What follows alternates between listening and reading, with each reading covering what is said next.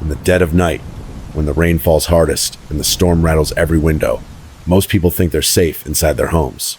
But what if I told you the rain doesn't just wash the streets, Clint? It also brings out the monsters hiding in plain sight. Tonight, you'll hear 3 true stories of horror that happen on rainy nights. These aren't urban legends, they're not ghost tales whispered around a campfire. These are real experiences, lived by real people, and they prove one terrifying truth. The storm outside is nothing compared to the darkness waiting inside. Imagine being a child, alone in your house, when lightning flashes and you notice the closet door is no longer closed. Picture yourself walking through a park at midnight, rain soaking your skin, only to see a motionless body rise and run straight at you with a knife. Or worse, camping in the woods to escape your life, when a stranger silently circles your tent, clutching an axe in the rain. Welcome to The Price Paid, where we bring you the most terrifying true stories that remind us of the dangers lurking in the shadows. Subscribe now, because what you're about to hear will haunt you long after the storm is gone. It was a night carved into memory by the storm that raged outside and the terror that seeped inside. I was just a child, far too young to fully understand the weight of danger, yet old enough to never forget it. My parents had left for an evening event, a fundraiser, or maybe a dinner party. I cannot quite recall. What I do remember with clarity is the pounding rain that fell from the sky, sheets of water slapping the ground, lightning splitting the air, and the growing unease of a house too big and too quiet for a boy left alone. My parents called me several times from a friend's house where they were stranded by the storm. They apologized again and again, reminding me of the list of rules my mother had made me promise to follow. Lock the doors, shut the blinds, keep one light burning, check the windows before bed. To me, it felt unnecessary, the overprotective demands of adults who underestimated how brave I believed myself to be.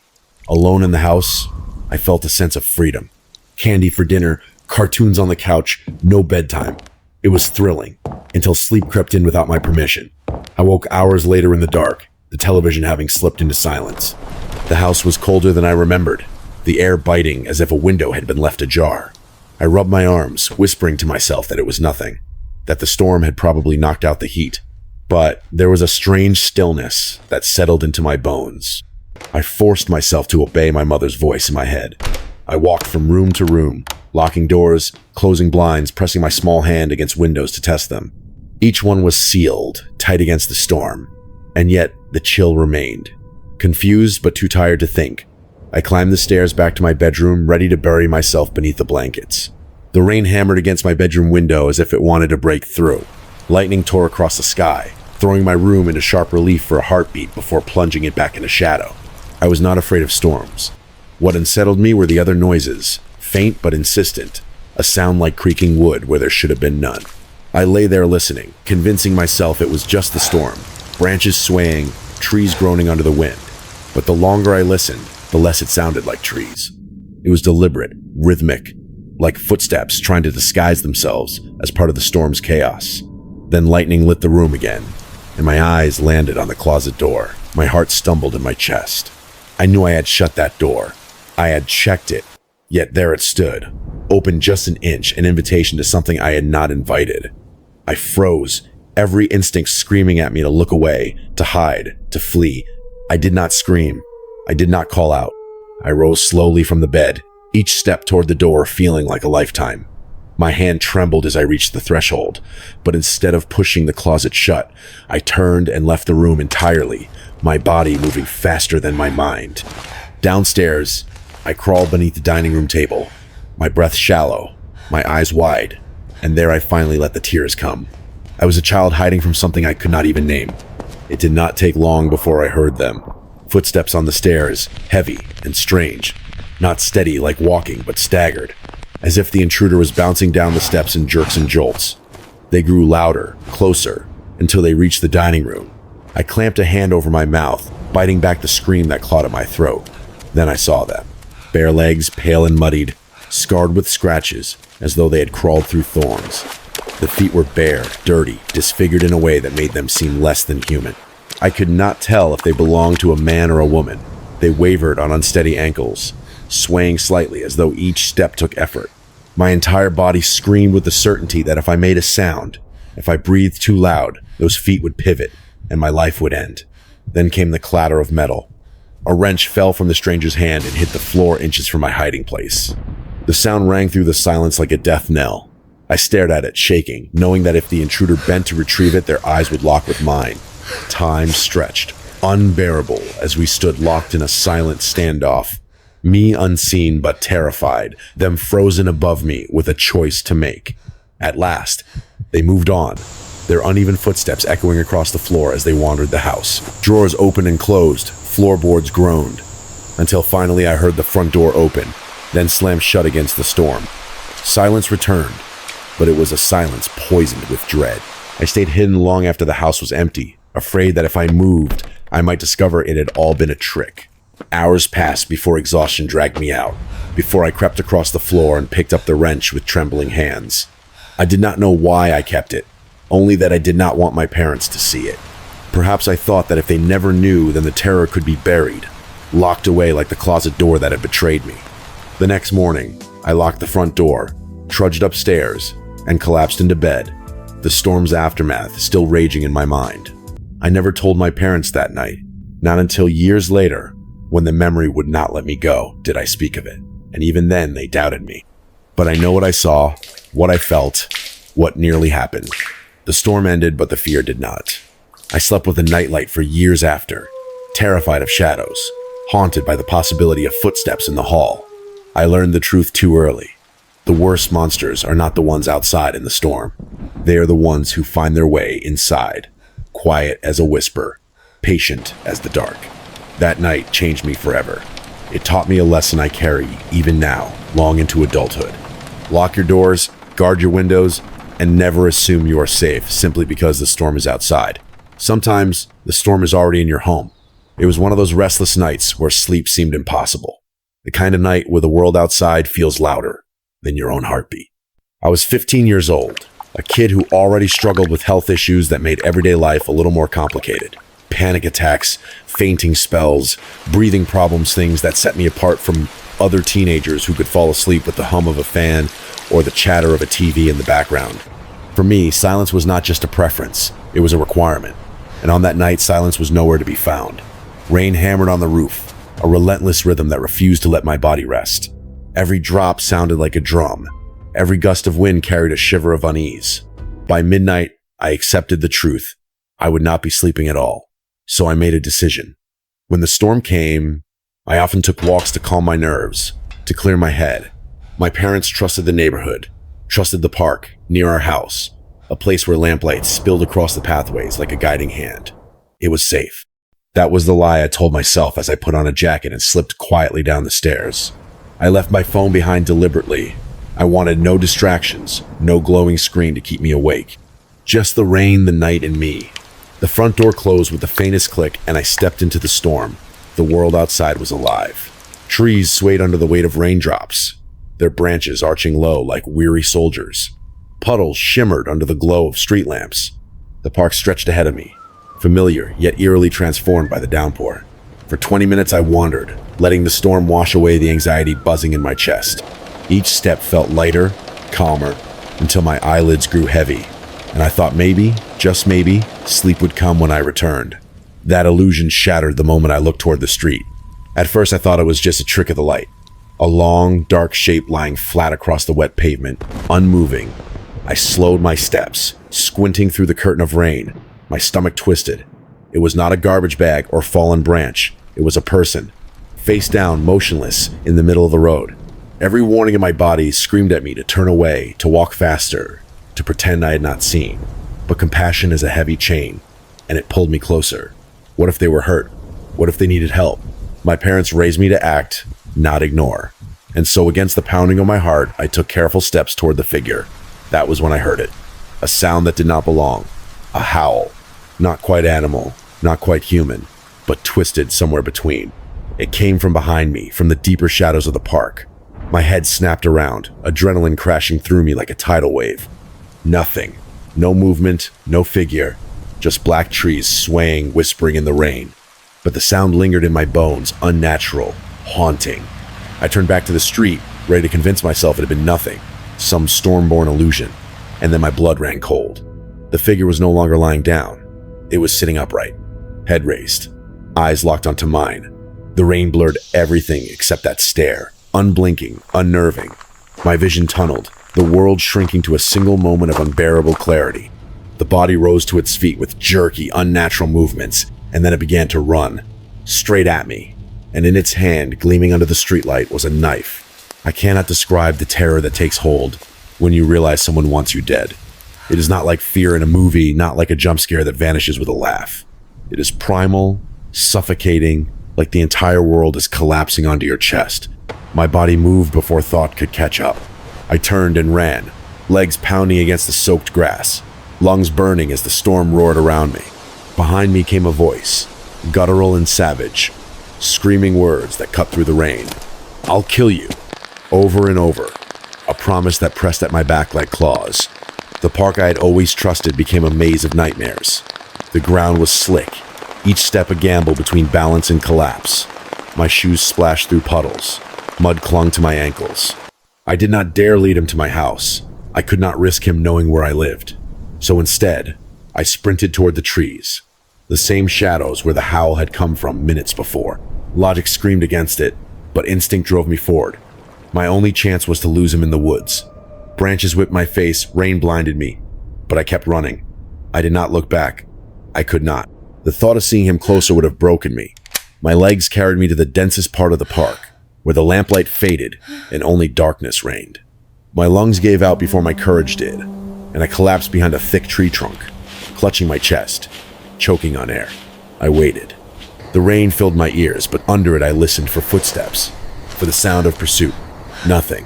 No snapping branches, no shouts. Only silence broken by the storm. I stayed hidden for what felt like a lifetime, every second heavy with the dread of being found. When at last I dared to move, my legs shook so badly I could barely stand. I chose the long way home, winding through unfamiliar streets, keeping to the shadows. My entire body screamed to collapse, but fear kept me upright. When my house finally came into view, I nearly crumbled on the doorstep. I slipped inside, locked the door, and stood dripping in the hallway, shaking with a mix of exhaustion and disbelief. I had survived, but sleep did not come that night, nor for many nights after. Years had passed, yet that rainy night still clings to me. I cannot explain the howl, that chilling sound that seemed to herald the madness that followed. Was it an animal? Something else?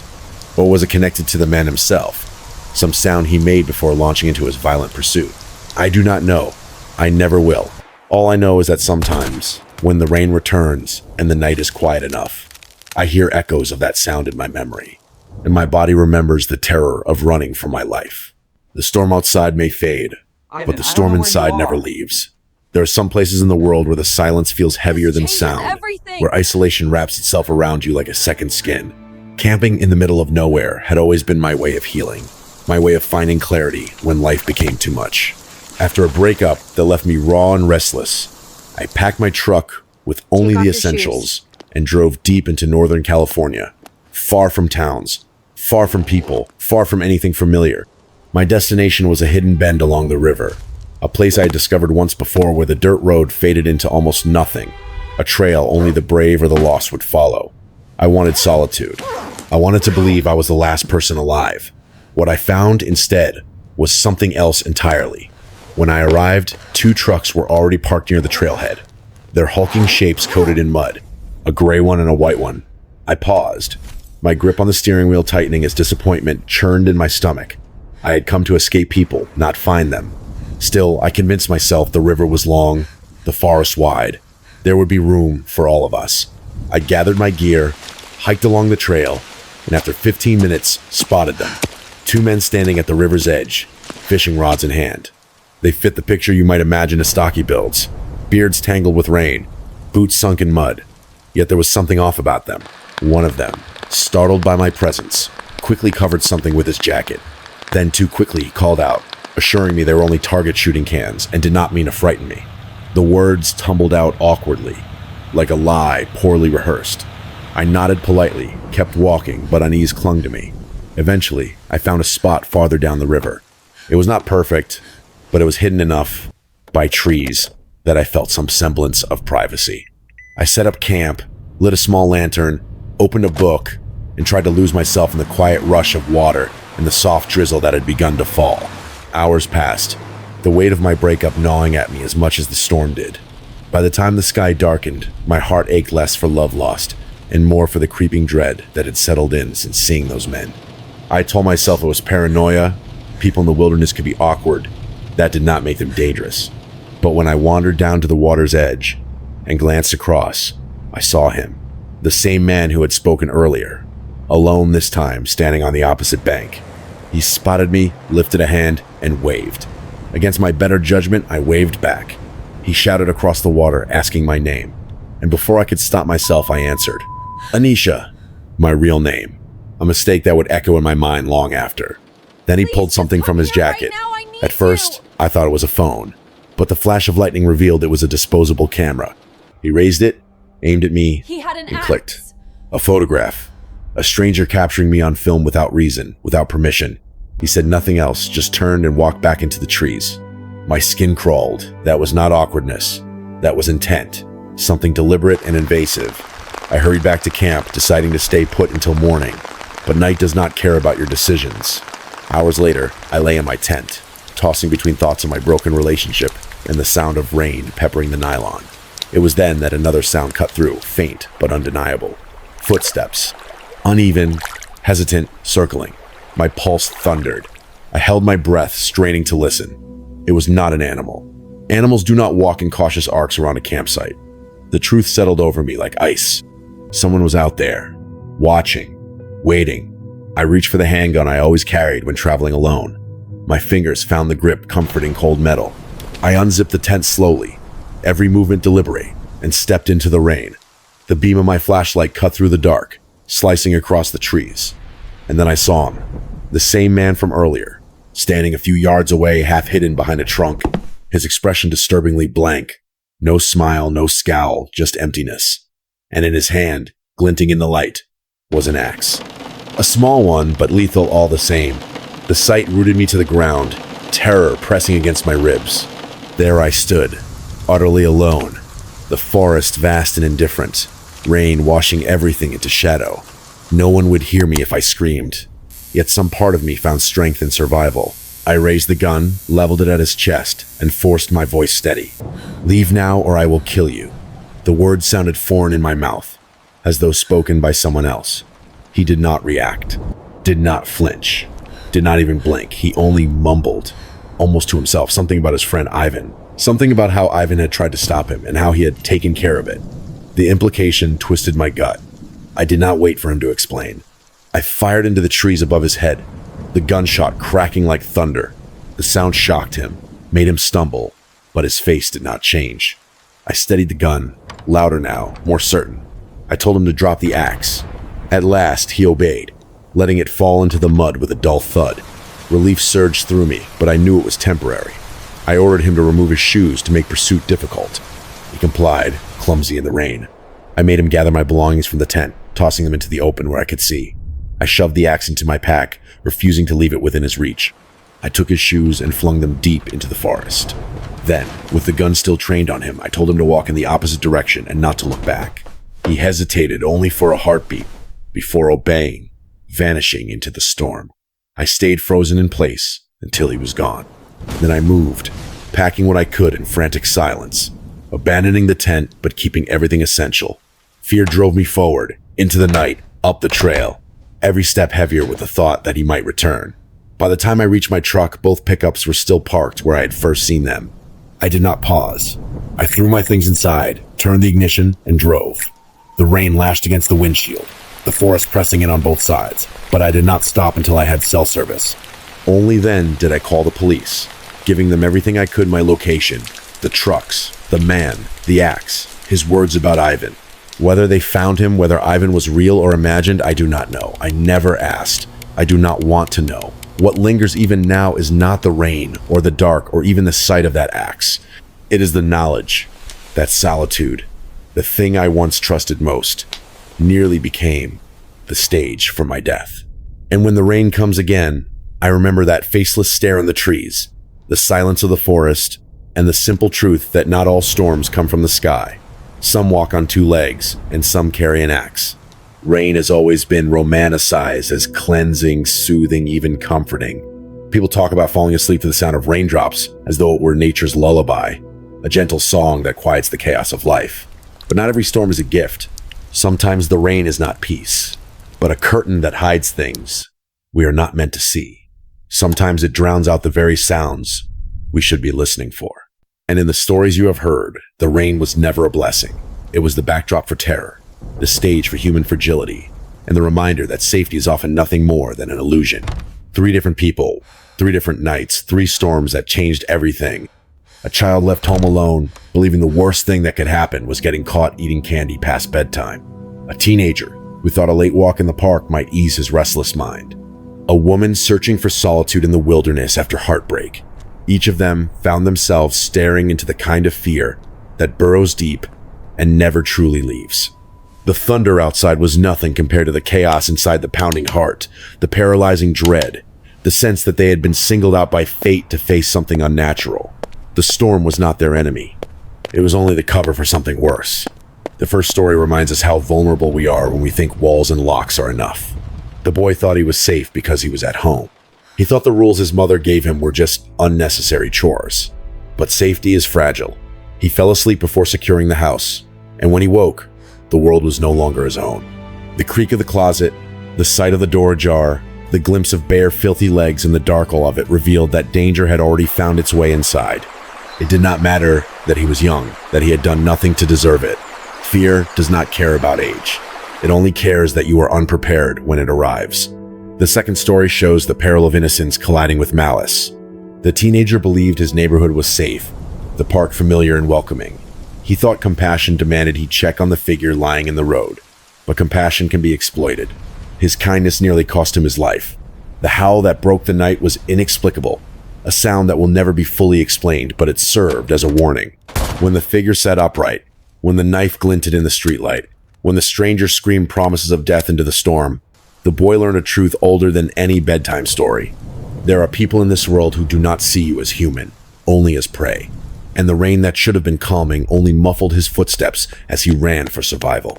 The third story is perhaps most haunting because it reveals what happens when isolation, something sought after willingly, becomes a trap. The woman wanted to be alone, to breathe in a world without judgment or heartbreak. Instead, she discovered that solitude makes you an easy target. The stranger who took her picture, who circled her tent, who held an axe with a blank face and a mumbled confession about taking care of Ivan. He was not a monster from folklore. He was a man, flesh and blood, made terrifying not by supernatural power but by intent. The rain cloaked his movements, softened the sound of his approach, turned her sanctuary into a hunting ground. Only her resolve, her weapon, and her will to live kept her from vanishing into the darkness like Ivan, whoever he may have been. When you place these stories side by side, a pattern emerges. The rain did not bring the horror, people did. The weather only amplified the sense of helplessness, muting familiar sounds, making escape slippery, making the night seem endless. What they each endured was not about ghosts or curses. It was about being confronted with how thin the line between ordinary life and nightmare really is. A door left unlocked, a choice to show compassion, a desire for solitudinal decisions that could seem harmless until the wrong person appears. Then suddenly, you realize that safety was only ever a fragile illusion. There is also the lasting wound that comes after. None of these people left their experiences unchanged. The boy who once delighted in being home alone grew up with the nightlight. Shadows transformed into threats that never fully disappeared. The teenager, once eager to walk in the rain, now hears echoes of that howl whenever storms return, his body remembering what his mind tries to forget. The woman who sought healing in the wilderness now carries the memory of blank eyes in the rain, the weight of an axe, the certainty that she narrowly escaped being forgotten. These are scars carved not into flesh, but into memory, and they never fade. The storm ends. The trauma remains. Why do these stories matter? Because they are not isolated. They are not rare. They are reminders. They show us the cracks in our belief that the world is safe, that home is secure, that strangers are harmless, that solitude is peaceful. They remind us that danger does not always knock loudly. Sometimes it whispers, sometimes it hides behind a smile, sometimes it waits for a storm to cover its tracks. And if you are not ready, it will catch you unaware. That is the price they paid, and it is a price any of us could face if we forget how fragile safety really is. Perhaps the most chilling thought of all is this. Storms pass. The rain stops. The thunder fades. But for those who live through these nights, the storm never truly ended. It follows them, invisible but heavy, in every creak of the floor, every shadow at the window, every gust of wind against the glass. You can survive the night and still carry it forever. That is the real horror, the kind you cannot outrun. And so when the next storm comes, when the rain begins to fall against your roof and the world outside grows dark, remember these stories. Remember the boy in his house, the teenager in the park, the woman in the woods. Remember that the rain does not make you safe. It only hides what is already out there. Be vigilant, be prepared, and never assume the storm is only outside, because sometimes the storm is already standing in your room. Storms have always been a metaphor for struggle. We imagine thunder as the roar of chaos, lightning as the flash of truth, rain as the endless weight of sorrow. But for those who lived through the stories you have just heard, storms were not symbols. They were backdrops to terror, moments when the ordinary world peeled away and revealed how fragile we really are. A child who thought candy and cartoons were the greatest thrill discovered that monsters do not need fangs to be terrifying. They only need a way inside. A teenager who believed compassion was a duty learned that not everybody lying in the street is in need of helpsome or waiting to rise, to hunt. A woman who sought peace in the solitude of nature was reminded that isolation does not only bring quiet, it can also invite predators who wait for you to be alone. Each of these stories leaves us with a lesson, and while they may seem like isolated nightmares, the truth is they can happen anywhere to anyone. What can we take from them? First, preparation is not paranoia. The simple act of locking doors, closing windows, and staying alert is not overreaction, it is survival. The boy in the first story learned this too late. His hesitation to follow his mother's instructions nearly cost him everything. Second, trust your instincts. The teenager felt the wrongness in his gut when he saw the figure on the road. He wanted to walk away. He should have. Our compassion should never blind us to danger. Listen to that inner voice that tells you when something is not right, even if you cannot explain why. And third, never underestimate your own strength. The woman in the woods could have panicked, could have frozen, could have become another nameless victim, but she stood her ground, used the tools she had, and survived because she refused to surrender to fear. There is another lesson too. Fear does not end when the danger passes. Trauma lingers. Yes. It shapes how you sleep, how you move, how you trust. It can haunt you for years, even a lifetime. But in remembering these experiences and sharing them, there is also power. These survivors remind us of what to look for, what to avoid, how to act when the storm comes for us. They remind us that preparation, instinct, and courage are not just words, they are shields. And if their pain can serve as warning, then their voices were not lost in the storm. The rain may fall again tonight. You may hear thunder outside your window, feel the wind against your house, watch shadows dance in the lightning. Do not dismiss the unease that creeps into your chest. Let it sharpen you, not weaken you. Lock your doors. Stay alert. Trust your instincts. And remember, storms do not always bring peace. Sometimes they bring predators. Sometimes they bring the worst kind of human darkness. Be ready when it comes, because one night, it might.